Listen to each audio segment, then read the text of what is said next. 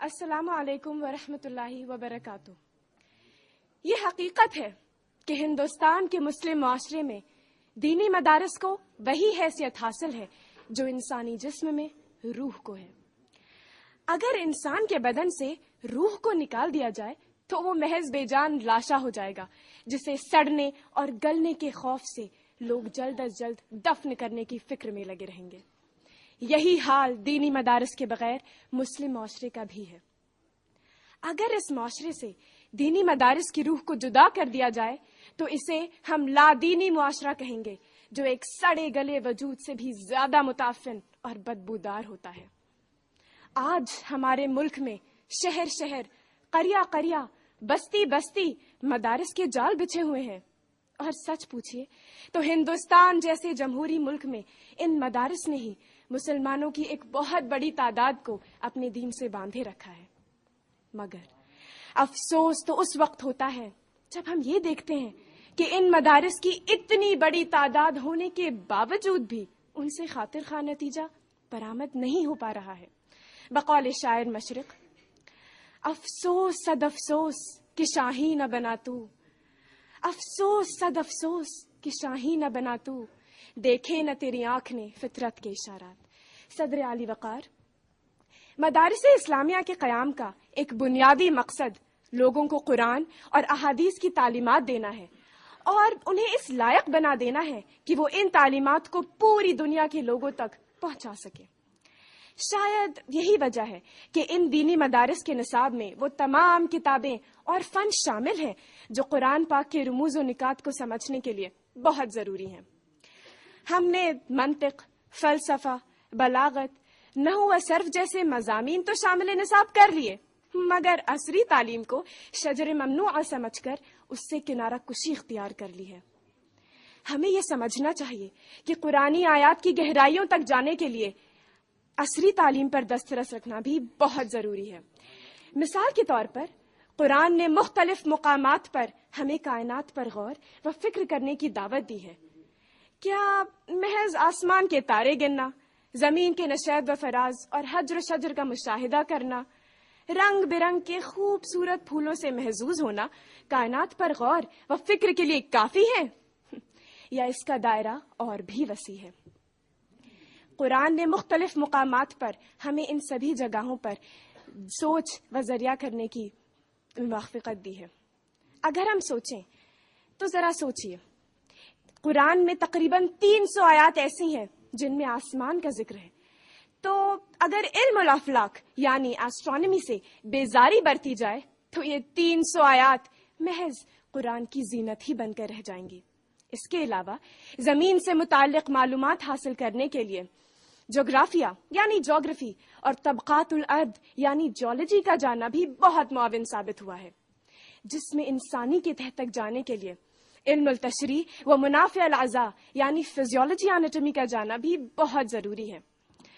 اس کائنات میں جانوروں کی تعداد تو اتنی زیادہ ہے کہ ان کا شمار کرنا اپنے آپ میں ہی ایک بہت بڑا کام ہے۔ ان کے بارے میں جاننا علم الحیوانات یعنی زولوجی کے ذریعے ہی ممکن ہو پایا ہے۔ نباتات کا تو ایک لامتناہی سلسلہ ہے جن کی اقسام اور تعداد تک انسانی رسائی آج تک نہیں پہنچ پائی۔ ان کے بارے میں جاننا علم النباتات یعنی باٹنی کے ذریعے ہی ممکن ہے۔ تو ذرا سوچئے، اگر ہم ان علوم سے بیزاری اور نفرت کا معاملہ برتیں گے تو کیا ہم کبھی قرآن کے اسرار و رموز کو سمجھ پائیں گے؟ جی نہیں، ہرگز نہیں۔ جناب صدر، ہمیں یہ بھی جاننا چاہیے کہ دینی مدارس کے قیام کا ایک اور بنیادی مقصد لوگوں تک قرآن کی تعلیمات کو پہنچانا بھی ہے۔ اس سلسلے میں سب سے بڑا مسئلہ پیش آتا ہے زبان کا۔ یہ تو ہم سبھی جانتے ہیں کہ دنیا میں بے شمار زبانیں بولی اور سمجھی جاتی ہیں۔ اب ہمارے لیے ممکن نہیں ہے کہ ہم سبھی زبانیں سیکھ سکیں، اس لیے ہمیں یہ جاننا چاہیے کہ عالمی رابطے کی زبان کون سی ہے اور ہمارے ملک کی سرکاری زبان کون سی ہے۔ عالمی رابطے کی زبان انگریزی ہے اور ہمارے ملک کی سرکاری زبان ہندی ہے۔ اپنی باتوں کو دوسروں تک پہنچانے کے لیے ان زبانوں کا جاننا ہمارے لیے بہت ضروری ہے۔ اس سلسلے میں ارباب مدارس سے بسد احترام یہ درخواست کرنا چاہوں گی کہ وہ اپنے مدارس نصاب میں ان زبانوں کو ضرور شمار کریں۔ گزشتہ چند دہائیوں میں بعض مدارس نے اس سلسلے میں خوشائند پیش رفت کی ہے، مگر افسوس اندھیرا اتنا زیادہ ہے کہ جتنا چراغ جلایا جائے اتنا ہی کم ہے۔ جناب صدر، موجودہ دور میں اپنی باتوں کو دوسروں تک پہنچانے کا سب سے مؤثر ذریعہ انٹرنیٹ اور میڈیا کو تسلیم کیا جا رہا ہے، تو بھائی کیوں نہ ہم بھی اپنی باتوں کو دوسروں تک پہنچانے کے لیے ان کا بھرپور استعمال کریں۔ ایک بار پھر میں احترام اور ادب کے ساتھ ارباب مدارس سے یہ گزارش کرنا چاہوں گی کہ وہ اپنے مدارس کے نصاب میں انٹرنیٹ اور میڈیا کی تعلیمات کو اس حد تک لازم کر دیں کہ ہر بچہ کم از کم کمپیوٹر اور انٹرنیٹ کی تعلیمات کو بآسانی حاصل کر سکے اور اس کے ذریعے زیادہ سے زیادہ لوگوں تک اپنی بات کو بآسانی پہنچا سکے۔ جناب صدر، ہماری باتوں سے یہ نتیجہ بالکل نہ اخذ کیا جائے کہ ہم عالمی دینی مدارس کے نصاب میں بڑی بڑی سائنسی تجربے گاہ قائم کرنے کی وکالت کر رہے ہیں، یا پھر ہمارا مطالبہ یہ ہے کہ ارباب مدارس کے حل و عقد قرآن پاک اور احادیث کی تعلیمات سے دست بردار ہو کر اپنے نصاب میں صرف اور صرف عصری تعلیم ہی شمار کر لیں، بلکہ ہماری خواہش تو یہ ہے کہ ان دینی مدارس سے ہر لمحہ قال اللہ اور قال رسول کی صدائیں بلند ہوتی رہیں، مگر ساتھ ہی ساتھ عصری تعلیم بھی دی جائے تاکہ دین اور دنیا کا مناسب توازن ہمیشہ بنا رہے۔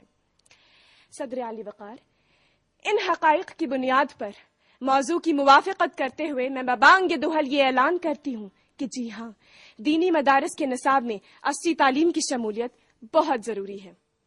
ان حقائق سے روگردانی کرنا حقیقت سے چشم پوشی کرنے کے برابر ہوگا، اور پھر اگر دن اجالے میں کوئی اپنی آنکھیں خود ہی بند کر لے تو اس میں بیچارے سورج کا کیا قصور ہے۔